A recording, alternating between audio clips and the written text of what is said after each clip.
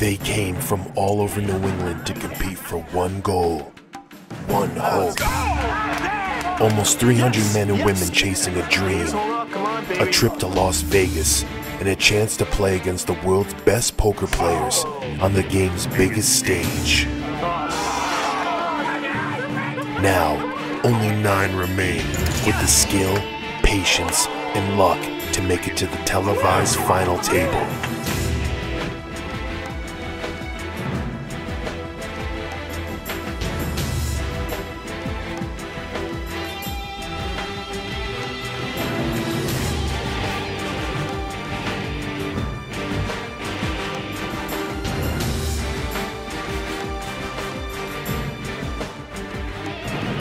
Only one player will win the opportunity of a lifetime to represent Eastern Poker Tour in the World Series of Poker's main event.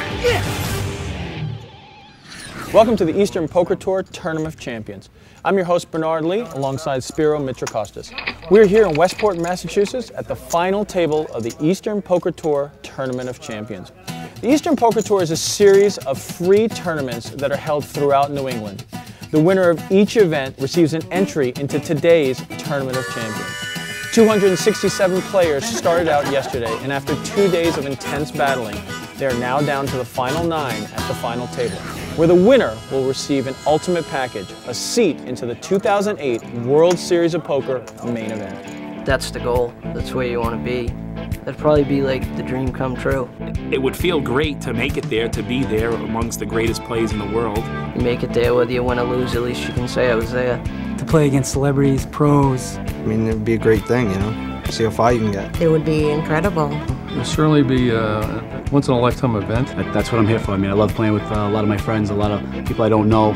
But let's face it, we're here to win the EPT Tournament of Champions and get to the World Series of Poker and bring home the main event championship. I think I actually said that it would be like jumping into a shark tank with a steak strapped to my ass. But funner, hopefully. But I think that's actually kind of accurate. Well, Spiro, you've played at many final tables in your career. What do you expect today? Well, thank you, Bernard. I'll tell you, I expect something completely different at this final table. We've got a group full of amateurs experiencing their first taste of final table competition. I think the player that's the most aggressive is the one that's going to be taking home the title and heading to Las Vegas courtesy of Bodog and the Eastern Poker Tour. I completely agree. But before we get down to the action, let's see where everyone stands in their chip counts. Greg is our chip leader with 1 million chips, but sitting right next to him is BJ with a stack of over 900,000. Your EPT chip count is presented by Bodog and PlayEPTOnline.com. Now that the stage is set, let's get down to the action. It'll be interesting, Bernard, to see how the players acclimate themselves to the pressure of this final table. Paul has limped in from late position, as has Greg, with Ace-Jack and King-9 respectively. A little surprised Greg didn't raise there. Well, Chris now is in the small blind, and she's called a raise. Blinds are 15 and 30, and she's made the bet only 80. What do you think about that, Spiro? It's a smallish kind of raise, and she is out of position, but let's see how this plays out. Yep. We'll see if this actually drives out any of the players. It's almost as if she's really trying to get somebody to call her. It's up to Paul right now. He's again holding King-9, and he's got 50,000 to call. Paul decides to lay it down, and now it's up to Greg. Now this is an automatic call from Greg here. He's got position on Chris, and he's getting better than 3-to-1 odds. And he does make the call. The pot's already over 200,000 chips. Let's see what happens. We're off to the first flop of the final table. Well, now this is a very interesting flop, as Chris has hit top pair, but of course there is a flush draw out there. She's got to protect her hand, but she's only bet 60,000. That's not nearly enough to protect her hand with the flush draw on the board. Well, we'll see while Greg plays this out. He does have an overcard with the ace and a flush draw. Not the best one with the jack of clubs, but still a solid one. Greg has made the call of 60,000. And pretty quickly. The turn is safe. Chris is safe. What do you think she'll do here? Well, she's not betting enough again. She definitely has to protect her hand in this kind of situation, and she only bet 1/4 of the pot. Right, well, a 60,000 chip bet into a almost now 400,000 chip pot. Let's see what Greg does. I think Greg pretty much calls here. He's also picked up a gut shot straight draw as well for some more outs. This would be a perfect opportunity if he reads weakness in his opponent for him to push her off the pot. And potentially raise, you're saying? Yes. No, I agree, I agree. She has top pair, but not the best kicker. But let's see how Greg plays this out. It seemed like almost like a defensive type bet that she made. Let's see how Greg reads it. Call 60. Greg's made the call, and we're off to the river.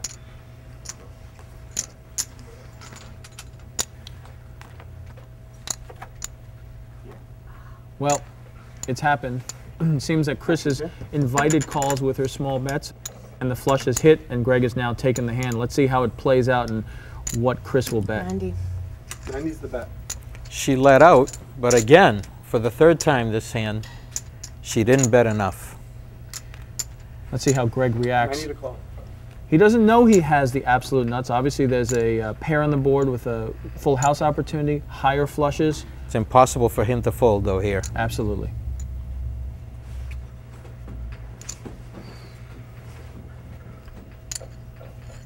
Greg's going to take his time and make sure exactly what he wants to do. I'm going to put you all in. That's a surprising play. Yep, he's pushed all in. Definitely put the pressure on Chris, but it's definitely an interesting decision. Well, Bernard, I can't understand this play, to be honest with you, because the only hand that's going to call Greg here is a better hand, a higher flush or a full house. He will not be called by a weaker hand, and Chris finally does throw a hand away. At least save some face and some chips. A critical hand early in the final table increases Greg's chip lead and really now has given him a lot of ammunition. You need a little more real estate. Well, Spiro, this was a really interesting first hand to this final table. What are your thoughts? Well, I'll tell you, I think Chris made a couple of mistakes. First, not raising enough pre-flop, and then not protecting her hand on the flop when 3 clubs came. And but she did, at least at the end, fold her hand, realizing that she didn't have the best hand. Well, I think also Greg made a mistake at the end because he made a push of all in, and easily Chris could have had a better hand. The only way somebody calls that all in is if they do have a better hand. So he's fortunate that Chris didn't. He got away with a mistake there. Absolutely. Well, let's get back down to the action. Blinds are still 15 and 30. 30,000.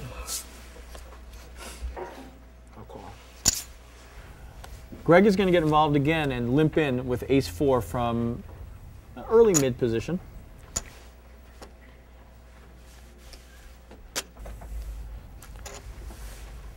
Couple folds, and we are over now to Brian. Brian's one of the short stacks at the table, and Raises all in. he's just pushed all in with ace-jack. What do you think, Spiro? Unquestionably the correct move. He's not going to find many better hands, and he is the shortest stack on the table. 77 on top. Well, Chris is now thinking about her hand, King 6. I'm not really sure what she was thinking about there. It took her about 4 seconds too long to fold. Right. Probably still thinking about the last hand. It's 92 to call. I think you'd be very mad at me, Tate, if I suck out on you. I fold. Every time I play a hand. Well, it's 92,000 here for Greg to call. He's getting 2 to 1, but there's not too many hands that he is ahead of at this point with his ace-4. He does have a lot of chips, so he's got about 77,000 more to call Brian's all in. Greg has accumulated a lot of chips, so he might make this call. You never know. Yeah, 2.5 to 1. I think he has to make this call with the amount of chips he has. Brian's sitting there on edge because this is for his tournament life and his chance to go to the World Series. And Greg did call. Well, Greg will not be happy with this, as you'll see that he is almost a 3 to 1 underdog. Well, looks like Brian will be surviving at least one more hand here. He just has to survive the flop, turn, and river. About a almost 300,000 chip pot. Off to the flop. Let's see what happens. Who do you think has ace-jack? Players joking around a little bit. Brian seems at ease here. Oh, well. Yeah. Got the chips. Yeah. Certainly does. Look at that. Unfortunate for Brian that Greg has just hit the flop. He's hit the 4. Brian's really now drawing very slim. Oh, that card does give him a little bit of hope because now he can win with a 5, a jack, or chop the pot with a 2. Absolutely. The 5 actually helps because now another overcard to the 4. But unfortunately the 9 hit. Brian is now exiting as our 9th place finisher. And you have to feel his pain. At least he can go home and say he did go in with the best hand. Absolutely. Well, unfortunately with that, Brian has been eliminated in 9th place and we're now down to the final 8 players at this final table. Visit EasternPokerTour.com to see how you can be at the next final table. Welcome back to the Eastern Poker Tour Tournament of Champions. Your EPT chip count is presented by Bodog and PlayEPTOnline.com. Back to the action on hand number 3. BJ is first to act in under the gun. BJ has the Unabomber look to him. He will fold, as will Justin. Folds. Action's over to Chris, who is the last woman standing in this tournament of 267 players. So congratulations to her for making the final table, the only woman to make the final table. It looks like she's getting ready to get involved. Raise at 30. She's raising at 30,000. She's min-raising here with the blinds 15 and 30. What do you think about that, Spiro? The minimum raise here, I think, is the incorrect play. I think she doesn't have that many chips, being one of the smaller stacks, and I think she should have pushed all in there, put the pressure on her opponents. Well, let's see if her betting pattern is going to entice either the small blind or the big blind to call. 45 to call. Paul is a short stack, so he does fold. But Greg is a big stack. He's a huge stack, taking those chips away previously. I think he is going to make the call. Only 30,000 more with suited connectors 4 and 3. And I like his call, even though he's out of position. 2 players. He's getting good pot odds. well, Greg does hit the flop, but just a little piece. Ace, 9, and 4. Greg hits a little piece of it. Let's see how this all plays out. He's taking his time. Checks. Greg is checked, and now his action's over to Chris.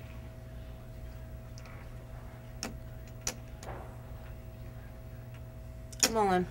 Well, Chris has become the aggressor here, and she has pushed all in, putting maximum pressure on Greg right now with 130,000 more to call.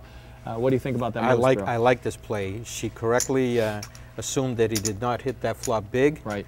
And she put the rest of her chips in, and I can't see why Greg hasn't folded his hand, considering he has only bottom pair with no kicker. Right. Well, I'm sure he wants to read out Chris, see a little bit, and maybe save a little face here, but I can't see him calling, like you said. 130 is the bet. Yeah, the only hand he could beat here is maybe a king-queen. They may have raised pre-flop, and she's just doing a continuation bet.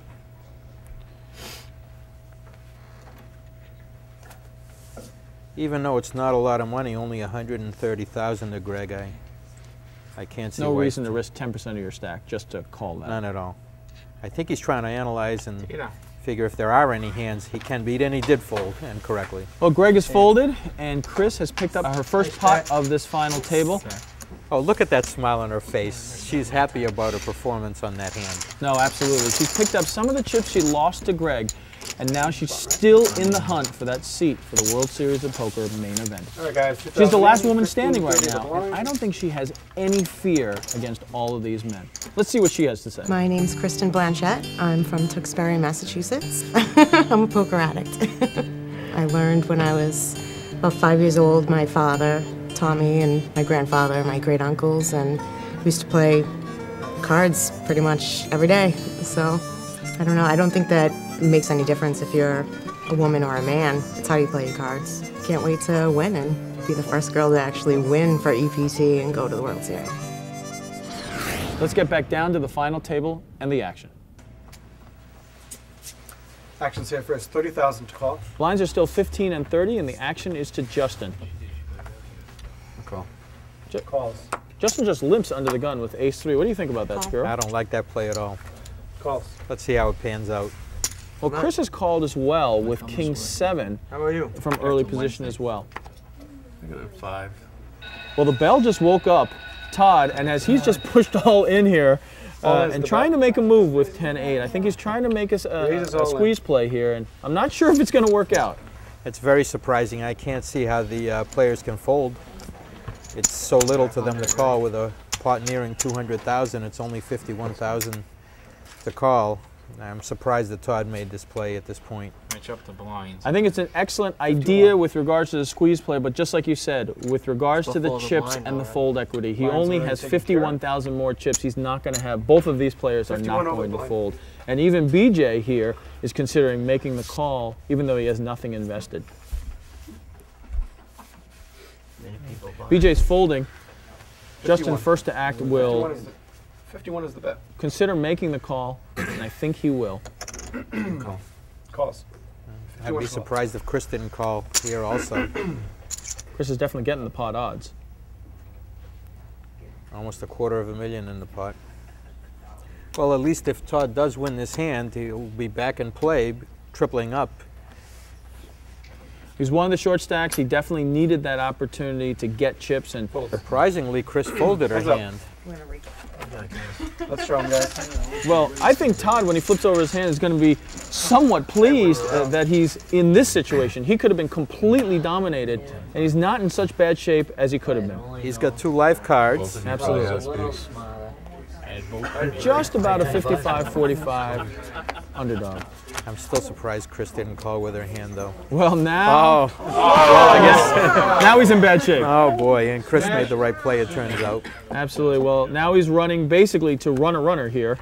I think he needs a 7 and a 9, and the queen has just ended Todd's stay at the final table. Well, Todd had an opportunity, and he's now eliminated here in 8th place with 7 players left to go. I know it's a very, very depressing moment when you are eliminated from a final table. After a long, hard-fought battle, I think Todd made a good try with regards to the squeeze play, but it just was not the time or place with regards to his number of chips that he had. I agree completely there. Well, Todd's been eliminated in 8th place. We've got 7 players left to go vying for that seat for the World Series of Poker's main event. Log on to playeptonline.com to play online and win a free seat at the next final table. My favorite hand? Well, I would say aces, but to be honest, I'd say most of the time I like 10-8 suited. Aces.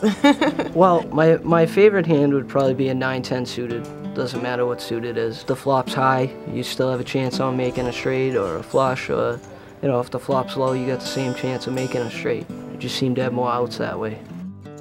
In home games, I did well a couple of weeks in a row with 8-3 just randomly. It was just something to play. It's come out a couple of times and people are like, what are you doing with 8-3? Just the hand, I'll put a couple chips in where it shouldn't be. Spiro, what about you? What's your favorite hand? Well, my favorite hand is a 5-3 of spades. Way back about 20 years ago, I won a couple of big pots with it. But I try to avoid it because lately in the last few years it hasn't won too much for me. I'll tell you, my favorite hand is flat out a winning hand. I don't care what the 2 cards are as long as I win. Too many people ask for aces from the dealer and I've watched them get cracked. So you know what? I just want a winning hand. So that's my favorite hand. Okay, let's get back down to the action. Settle for sixes as long as there's one of them on the flop. Right. You tell me whatever you want. I'll play my cards. There you go. I hear you. Right Still there. rather try the aces. I'm gonna play what you give me, whether what, you know, what option do I have? The players are wishing for aces while their opponent gets kings, something that happens about once every 40,000 hands. I think also they need to be careful what they wish for because I've seen many times where, and strangely enough, really matters. guess what happens? Chris wakes up with kings and has pushed all in here. Blinds are 20-40. Raises all in 60. I think this is the correct play for her. She only had a little over 200,000 in chips and raising to 120, 3 times the big blind, which is the normal standard raise. Might have brought some people in. She had to push all in there. I like her play. Well, Greg's going to fold here. Action's over to BJ, and he's going to have to make a decision. He's got king 10 of diamonds. 211,000. It's a pretty large percentage of his stack. I'd be very surprised if he called here. Top. It's 251,000 to call total. Well, he really doesn't have many hands that he can beat. The best he can really hope for here is a coin flip, which basically means he's 50% to win the hand. Right. And the way Chris has played, you wouldn't think that she would push all her chips in with something less than King 10. Maybe he's hoping she's got a mini pair. I'm going to call. Well, he does make the call. Wow. He's not going to be happy when he sees the cards that she's going to flip over. He risked 210,000 chips on that call. Bernard, I'm very, very surprised. You can see Chris very, very pleased. She's got that smile back on her face. Yeah, the two gamblers. BJ, you got the 2-4? No, sir, I do not. I don't have anywhere near. Strangely enough, someone in the crowd has just said, do you have 2-4? And BJ would be actually happy if he had 2-4 because the odds of his hand holding up with 4-2 compared to King 10 would actually be higher. That's not a good thing to say. Well, usually when I say that, I win. Oh, you got me. And now he just received the bad news as Chris showed her pair of kings. And well, with this pot being over $500,000, it will be a critical pot at the final table as Chris looks for her kings to hold up. well, it's for Chris's tournament life. Well, a perfect flop for BJ. Absolutely couldn't have asked for better. Not only has he gotten the nut flush draw, but also a gut shot straight draw with the jack. That's and there's the diamond. Very unfortunate. You have to feel for Chris's right here. I understand their pain right here. Sorry. Well, BJ claims to be a good suck-out artist, and he proved his point there. I'm sorry. No, you played it. She made it this far. You made the call. You're not sorry. Wow, she did well. She did well. She did better than 250 other people. She's getting applause, well-deserved applause, and she took her beat with class and dignity, which I respect. In true honesty, it is very difficult to overcome suck-outs of this nature. It's never easy to overcome them, but unfortunately, that's poker. It is, and we've experienced them, and there'll be plenty more in the future, too. Absolutely. Let's get back to the action. 40,000.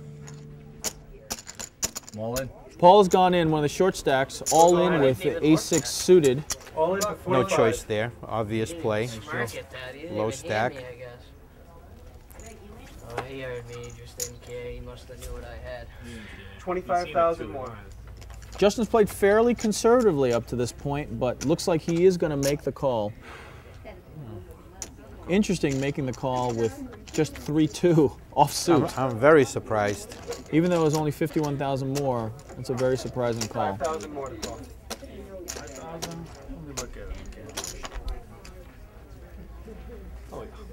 Now it's up to Dave. Dave's made the call with Queen 10. A very interesting flop as Jack 9-4. Davis got an open-ended straight draw. They'll probably both check it down here since they believe both, so. yeah, they both missed the flop. Well, that's interesting. Dave is actually bet out here.